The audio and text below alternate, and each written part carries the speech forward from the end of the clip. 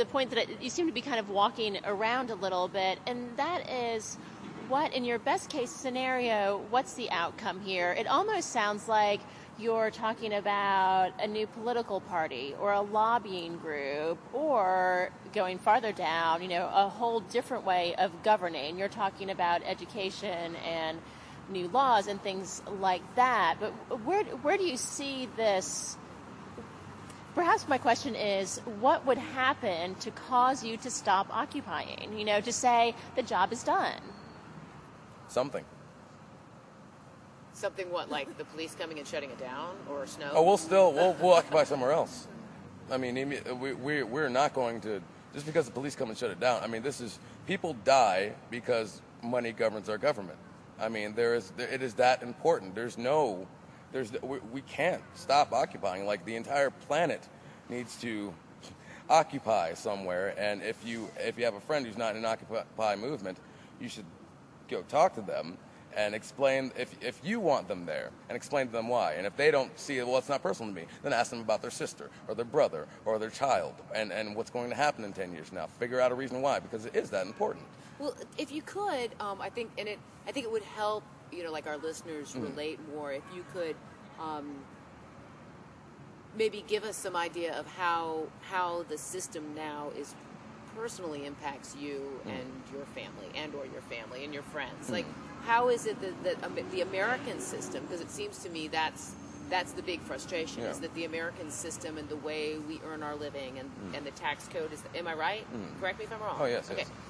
So how has this personally thwarted you or frustrated your goals or in your life, or made it difficult for you to fulfill the American dream? Well, I worked a regular corporate job in a cubicle for about 7 years, and knew I knew was cordial with our bosses and all that, and I knew them, and I knew that what they did was they went around and bought a business, milked it for all they could, and sold it and laid off as many people as they could, making a large profit, and that's what eventually happened to me.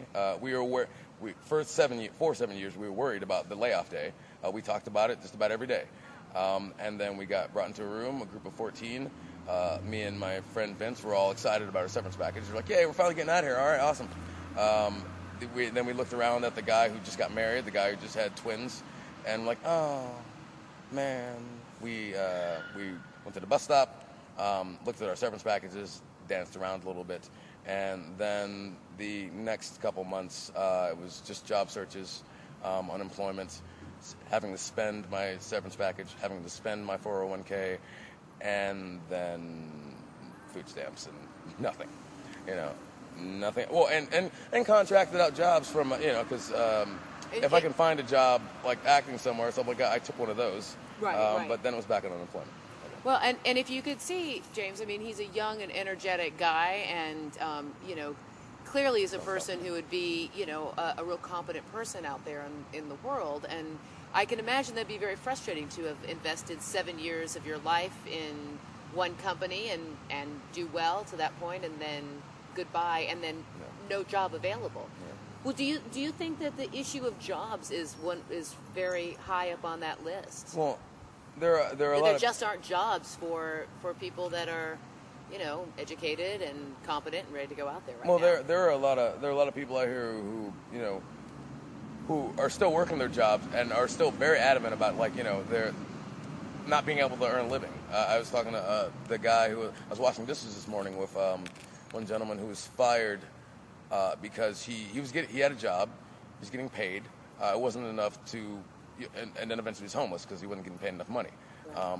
And then he had problems getting to work because he was having problems finding a place to sleep, and having problems getting to work, and they fired him because he was having problems getting to work. So he was homeless, then unemployed. It's a vicious cycle. Then one of the issues I think you bring up, and you didn't say it specifically, but it's the issue of affordable housing in our community, and it's, even though so many homes have gone into foreclosure, we have a lot of homes that are standing empty. They're owned by the bank, and then at the same time we have a lot of people who don't have homes. Yes.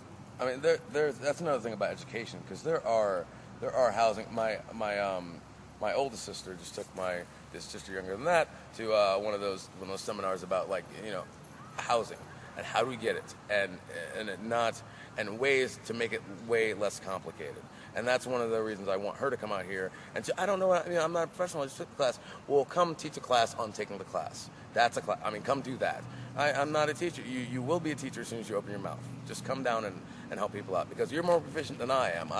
In that, and I would love to do it myself, but you've done it before, so please come. And now she's getting a house, and there are a lot of people down here who could reap the benefits of going down the avenue, and they should know about it. And we can bring out printed sheets and stuff like that, but having actual educators out here to do that sort of thing, as you can see, it's one of my big things, education. Education, right? But I think that would be great. And because there are ways, and I know there are other programs in Charlotte. There are people trying to start new programs in Charlotte. There are people trying to build new affordable houses in Charlotte, and we need to know about those things and where they are and how to get them. James, do you think that we could talk to some other folks? Would you be willing to introduce us to some folks and see if they have anything, or are people really shy about that? Oh, no. Well, no, people aren't particularly shy. That depends, and also depends on who I go to, because I forget everyone's name. Well, that's okay. You can just say you can just say, hey, these ladies want to are just doing a little internet show about what we're doing, and I'll say, hey, my name's Sarah. Well, I know one guy that is tired of getting people brought to him all the time. So I'm gonna take you guys to him. Hey, he's good at it now. but hey, let me ask you this question before we go talk to some other folks that are out here. People that are interested in supporting your movement, but they're not able to come down and camp. How can they, in a very concrete way, be supportive? What can they do to help out? Well, they can definitely come down. We're here 24 hours a day, 7 days a week. And they're welcome to come down anytime. I doubt we're going to get an influx of people at 3 a.m. or anything. But we do have General Assembly meetings at 7 p.m. every evening, and at 1 p.m. at... Anyway, we have GAs. You definitely have a 7 p.m. meeting here, right? And people are welcome to come and join and find out? Because it's their meeting, too. Okay. And what about food? And what about bathroom facilities? And what about charge? Yeah, we are interested in just kind of the logistics. How are you getting food here? How's everyone getting washed up? Those kind of things. Well, those the first couple of weeks it was nonstop and all that, but just all day cars stop and give us donations all day. Like cash donations and stuff? Cash donations, bread, water, eggs, milk, stoves.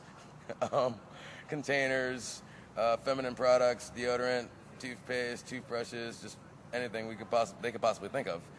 We have a list up there at the donation table. Before we even made the list, people were just bringing anything they could think of that could possibly help. When we were trying to, when it was about to rain, and we were working on, when people were holding tarps over the stove trying to keep it dry. Right. 10 minutes later, a woman who works for an event organizer showed up with 5 or 6 canopies and said, "Here, do you guys need these?" Within 10 minutes of that, yeah, it's all community outreach. It's all and it's poured. It is poured. That's really cool.